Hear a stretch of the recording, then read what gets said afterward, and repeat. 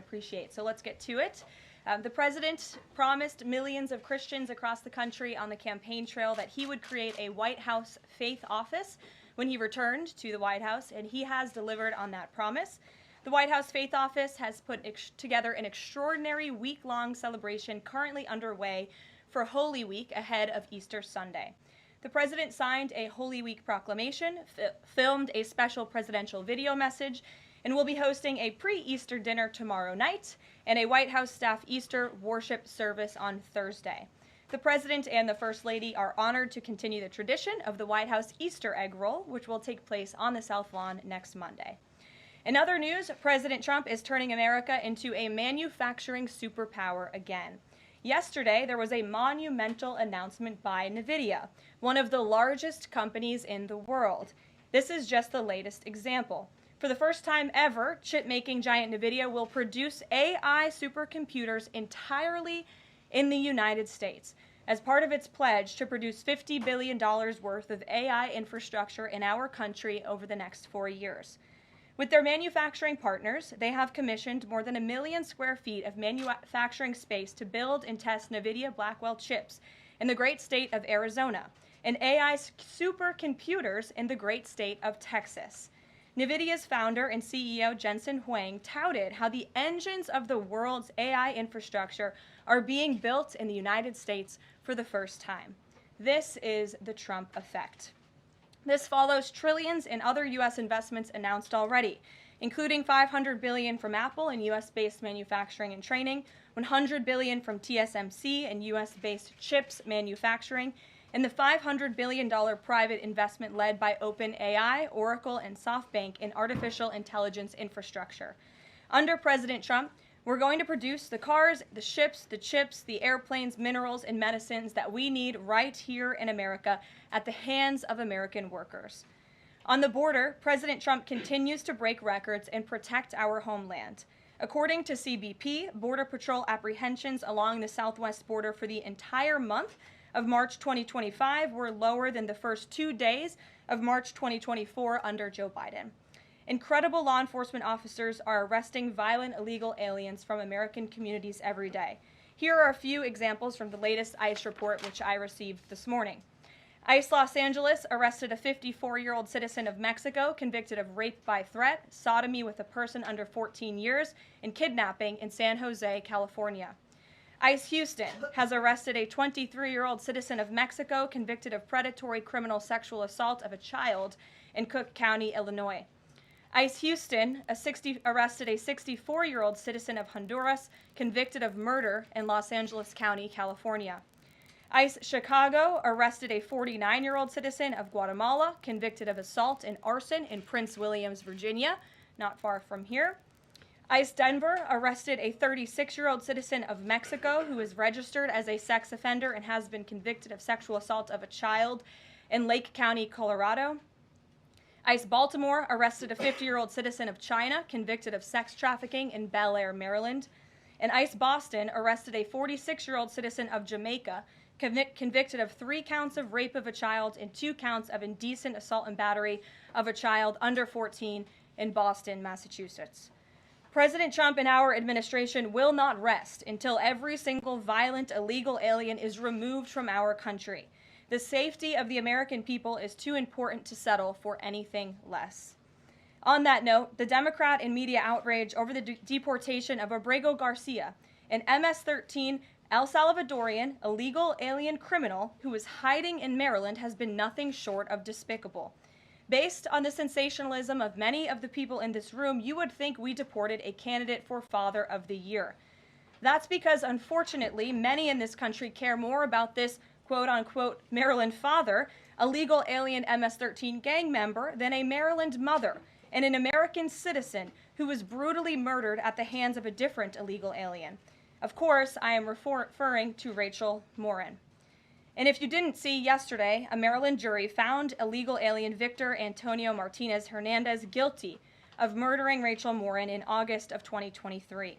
She was a 37-year-old mother of 5 who was jogging in an otherwise safe community northeast of Baltimore when this monster ambushed, strangled, and beat her to death before stuffing her brutalized body in a tunnel drain. The Morin family finally got justice yesterday, but they will never get Rachel back. Our hearts go out to Rachel's family, her 5 children, and her mother, Patty, who has suffered the unimaginable loss of her daughter. In case you missed it last week, President Trump signed a national security presidential memorandum directing federal agencies administering federal land on the border to make land available to the Defense Department in a new national defense area. This followed the president's Day 1 executive order committing his administration to marshal all available resources and authorities to stop the unprecedented flood of illegal aliens into our country and to obtain complete operational control of the borders of the United States of America. Once again, the president is fulfilling another key promise. This new national defense area spans more than 170 miles across our border in New Mexico, but in the coming weeks, this administration will add more than 90 miles in the state of Texas. This national defense area will enhance our ability to detect, interdict, and prosecute the illegal aliens, criminal gangs, and terrorists who were able to invade our country without consequence for the past 4 years under the Biden administration. It will also bolster our defenses against fentanyl and other dangerous narcotics that have been poisoning our communities. With all of this work being done to make America great again, we continue to see a positive response from the American public. A brand new poll published from the Daily Mail and JL Partners this morning found that President Trump's approval rating is at an all-time high. That's because the president is working tirelessly to keep his promises to the American people, as I just saw him doing today in the Oval Office. We have a reporter in our new media seat today, Matthew Foldy. I like your boots, Matt, who is the editor-in-chief of the Washington Reporter. Washington Reporter is a new, fast-growing outlet that breaks stories about legislation and interviews leaders in Congress and across the administration. The publication's readership includes the highest levels of business and government. And with that, please kick us off, Matt. And we've interviewed you as well. So Karoline, thanks so much for having me here on behalf of our readership and the millions of Americans who I think appreciate what you're doing with the new media seat here and making this a more accessible briefing room. I'm curious with Harvard, we saw the Trump administration today announced it's cutting around $2 billion, or freezing $2 billion in funds to Harvard because the campus has serious problems with violence and with anti-Semitism. We saw President Obama, former President Obama, side with Harvard, which rejected the Trump administration's demands. I'm curious, where does the administration see this going with Harvard and with other colleges and universities in America that are refusing to reform in wake of the sort of craziness that we've seen take over some of them? Thank you, Matt, for being here, and thanks for the question. When it comes to Harvard, the president's position on this is grounded in common sense, in the basic principle that Jewish American students, or students of any faith, should not be illegally harassed and targeted on our nation's college campuses. And we unfortunately saw that illegal discrimination take place on the campus of Harvard. There are countless examples to prove it, particularly with the stunning confession by then Harvard President Claudine Gay, who said that bullying and harassment depended on the context.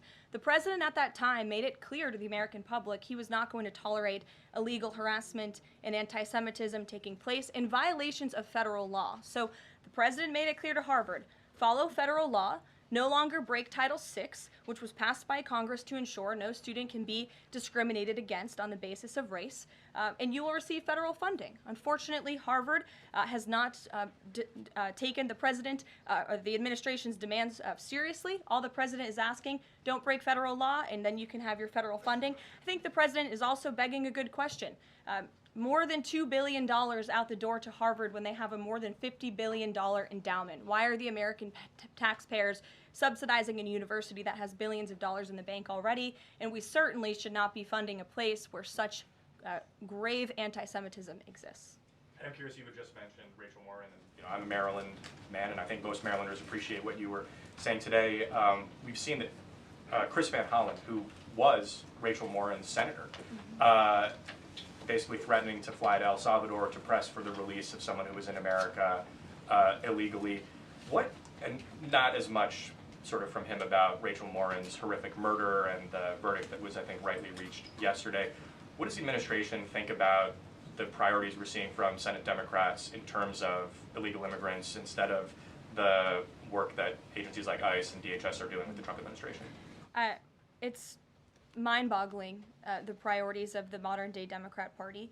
I think it's atrocious that you have Democrats in Congress on Capitol Hill who swear an oath to protect their constituents and to serve them in Washington, D.C., spending more time defending illegal immigrant gang members than their own constituents and law-abiding American citizens like Rachel Morin.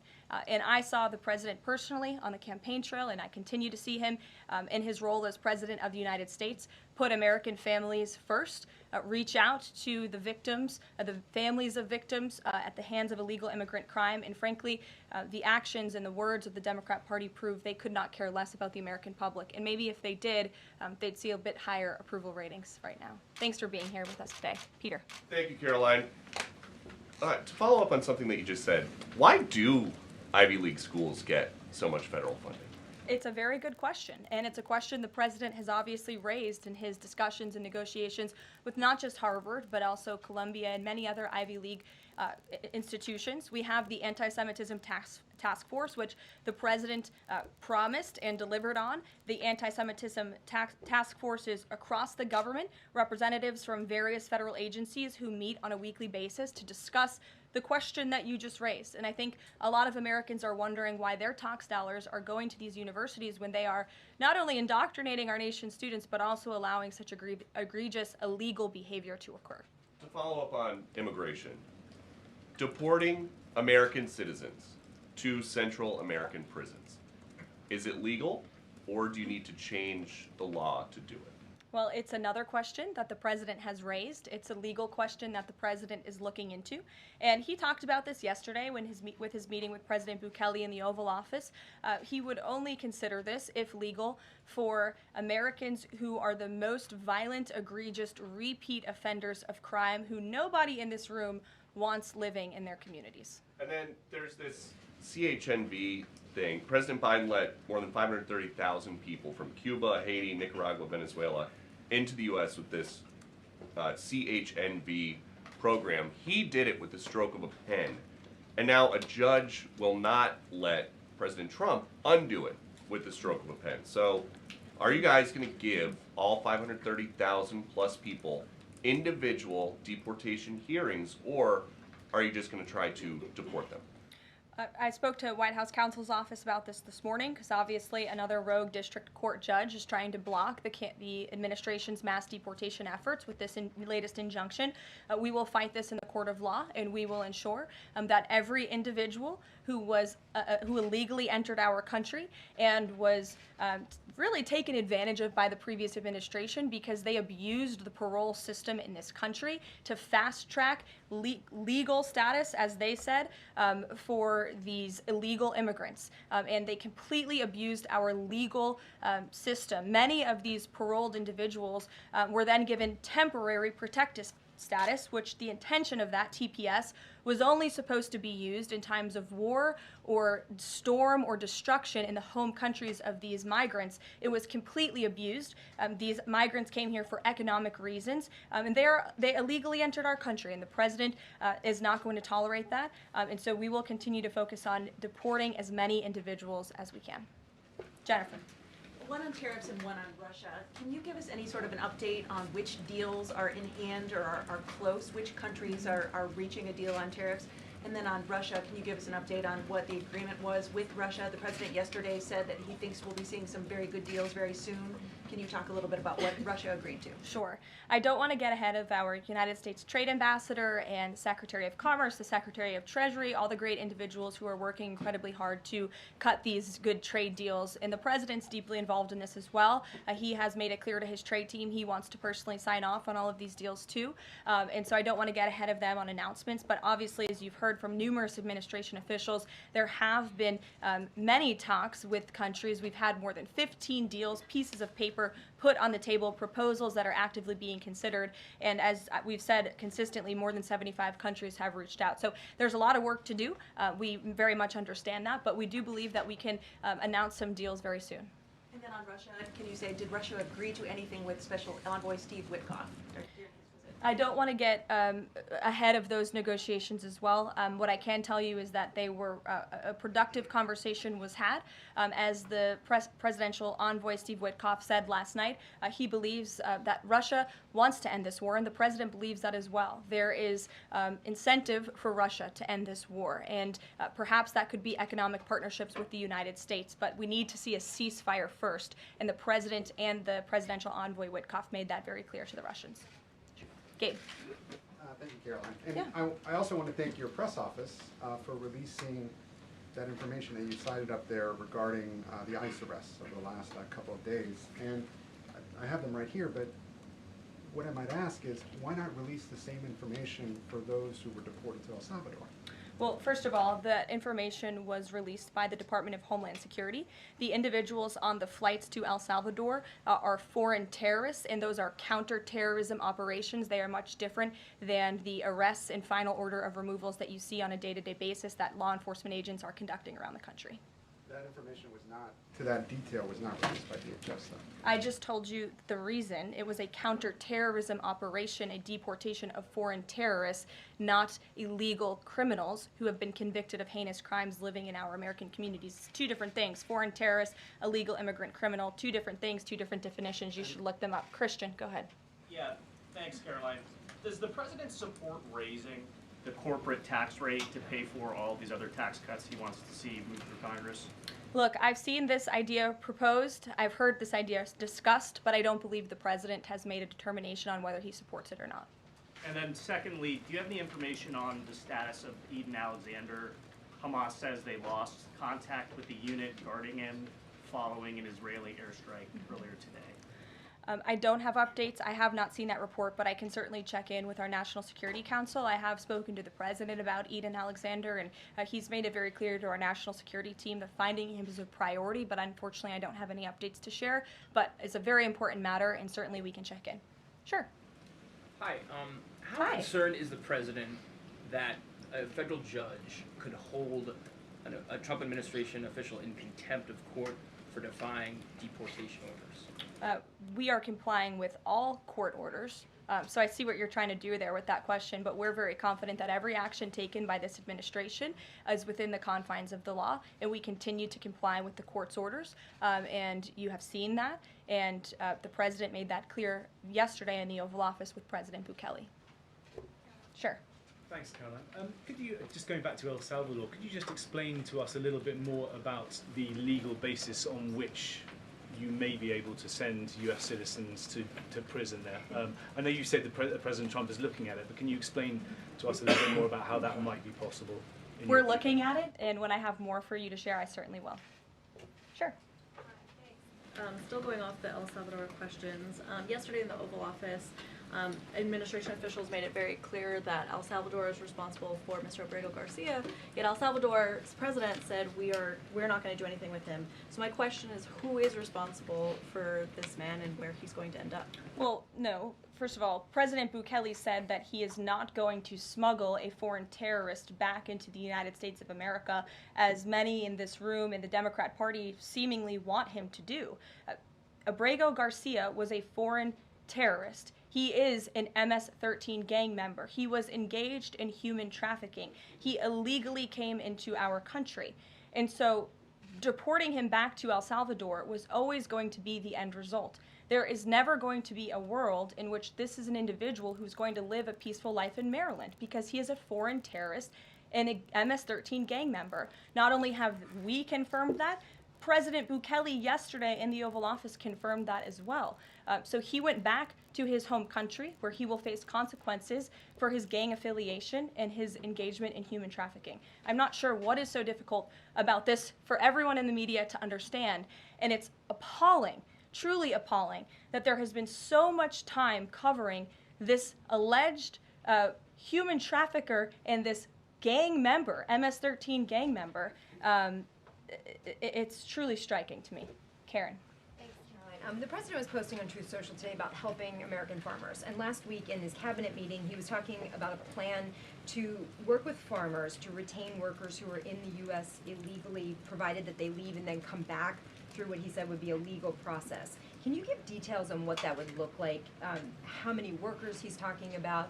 How long a plan like that would take to implement, and the timeline for more details on getting this actually to implementation? I can check in with our immigration and our policy team and get you some more details on that, Karen. And is this something he wants to roll out soon? I mean, he was talking back and forth with Secretary Rollins as Right. if this is kind of imminent that he wants to do this. Yeah, look, the president is in constant communication with all of his cabinet secretaries, particularly Secretary Rollins, who has the backs of American farmers and ranchers. It's something that he spoke about with her in the front of all the cameras in the cabinet room, but I'll check in with not only our immigration team, but also with USDA, and we'll get you an answer. Jonathan. Hi, Caroline. Hi, it's good to see you in here. You too. The President has long said that it would be an abuse of power for a President to direct prosecutors to investigate him. Last week, President Trump explicitly directed the Justice Department to scrutinize Chris Krebs to see if it can find any evidence of criminal wrongdoing. How is that not an abuse of power to direct the Justice Department to look into an individual, a named individual? Look, the president signed that executive order. It's the position of the president in this White House that it's well within his authority to do it. Otherwise, he wouldn't have signed it. And he signed it, and that's his policy. Jeff, how you doing? Fine, thanks, Caroline. A follow-up on Harvard. The president floated on Truth Social, I believe, the possibility of removing tax-exempt status. How serious is that threat, and are there other universities he's considering? And then a follow-up question on foreign policy. Can you give us an update on what the president hopes to come from the next round of talks with Iran? Sure. First, when it comes to Harvard, as I said, the president has been quite clear they must follow federal law. He also wants to see Harvard apologize, and Harvard should apologize for the egregious anti-Semitism that took place on their college campus against Jewish American students. There were professors who said that he had engaged in discriminatory behavior against Jewish students. Of course, you had the former president of the university saying bullying and harassment depends on the context. You also had an encampment on Harvard Yard that we all saw play out before the cameras. The university failed to impose formal discipline on any students for this anti-Semitic conduct violations, including the occupation of a campus building and the disruption of classes with bullhorns. The president believes Harvard should apologize to its Jewish American students for allowing such egregious behavior. As for the tax-exempt status, I would defer you to the IRS for any updates. I do want to answer your question on Iran, of course. The maximum pressure campaign on Iran continues, but as you know, the president has made it clear he wants to see dialogue and discussion with Iran while making his directive about Iran never being able to obtain a nuclear weapon quite clear. And the president spoke to the Sultan of Oman today, who helped facilitate these talks. I have a readout for all of you. He held a call with the Sultan of Oman today, and he thanked him for hosting the first direct meeting between the United States and Iran and emphasized the need for Iran to end its nuclear program through negotiations. The two leaders also discussed the United States' ongoing operations against the Houthis and emphasized that the Houthis will pay a severe price until they end their attacks on maritime traffic in the Red Sea. As you know, an additional negotiation between Steve Witkoff and Iran's representative has been scheduled for Saturday. And since these are ongoing negotiations, I have nothing more to add on that. Can I follow Iran? Sure. Oh, thank you, Caroline. When you said that the president said that Iran will never have nuclear weapon, is the focus on dismantling the entire nuclear program, or it just restricting enriched uranium or the missile program? The president does not want to see Iran have a nuclear program. He does not want Iran to obtain a nuclear weapon. He's been very clear about this. Shelby. Shelby, you have a seat today. I know, stole it. Glad to see it. Two quick ones on TikTok. First, is the president expecting to extend the TikTok ban that's now June 19th if China doesn't come to the table in time? Well, June 19th is a long ways away, obviously. I think it's 2 months away. 2 months is a long time, and the Trump administration, as you have all seen, we work at Trump speed around here. We get a lot done, so definitely don't want to get ahead. The vice president continues to lead these negotiations and talks. The president's involved, and they're ongoing. And then the president previously said he'd consider reducing tariffs on China in order to get a TikTok deal done. Is that option still on the table? Look, the president has made his position on China quite clear, although I do have an additional statement that he just shared with me in the Oval Office. The ball is in China's court. China needs to make a deal with us. We don't have to make a deal with them. There's no difference between China and any other country except they are much larger.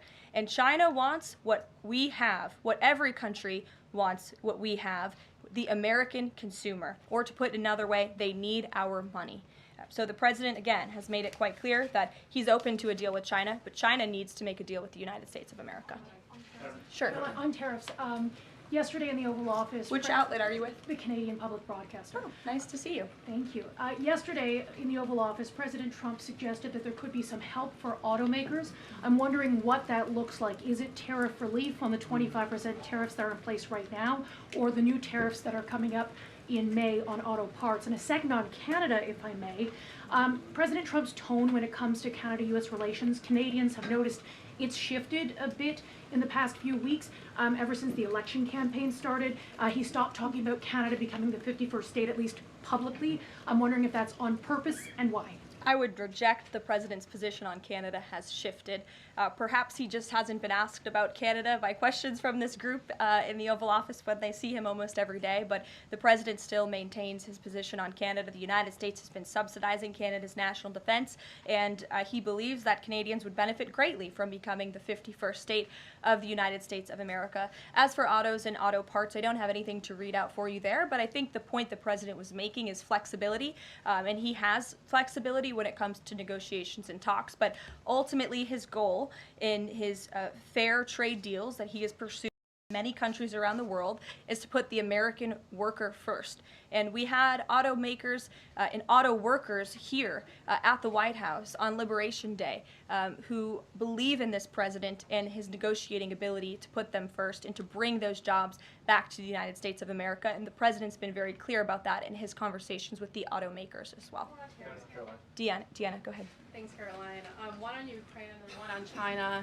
On Ukraine, this past weekend, Zelensky offered an invitation to President Trump, extending an offer for him to visit Ukraine. Just wondering if there's any update on that. Has Trump seen that offer and what he's thinking about? I don't know. Actually, I haven't talked to the president about that, or if he saw Zelensky's offer. I'm sure he did. I haven't spoken to him about it. I can ask him what he thinks. I certainly don't have any plans to share on a potential trip to Ukraine, though. And then on China, this last week, Chinese officials were posting videos on, social media sites depicting Trump, J.D. Vance, Elon Musk in AI-generated videos working in factories, putting together Nike shoes and, iPhones and products like that.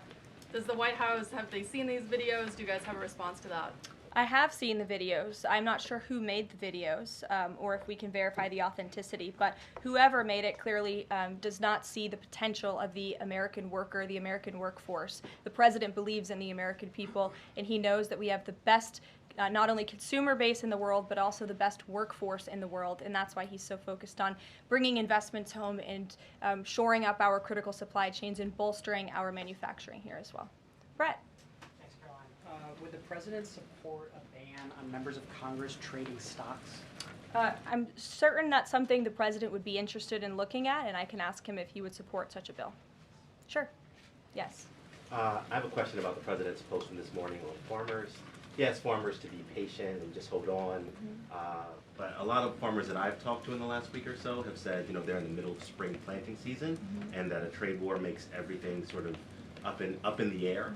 What would his message to them be? And also, is there anything specifically planned to provide relief like in President Trump's last term? Yes, well, relief is being considered. The Secretary of Agriculture, I know, has spoken to the president about that, and again, it's being considered. And as for the president's message to the farmers, he put it out himself. He could speak for himself much better than I can speak for him, and so I would just direct you to the statement he had telling the farmers again and reiterating his support for them and that he has their backs, which he certainly does. Kelly, in the back.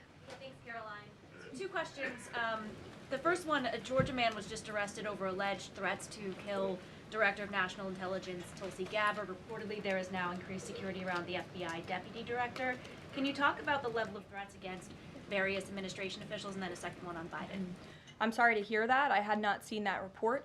It's very unfortunately, and obviously the White House, the president, and the entire administration condemn any threats of violence against any administration officials or public officials on both sides of the aisle here in Washington, D.C. It shouldn't be tolerated, and we commend the local law enforcement agencies for arresting this individual. Biden, former President Biden, he's set to deliver his first major speech since leaving office tonight.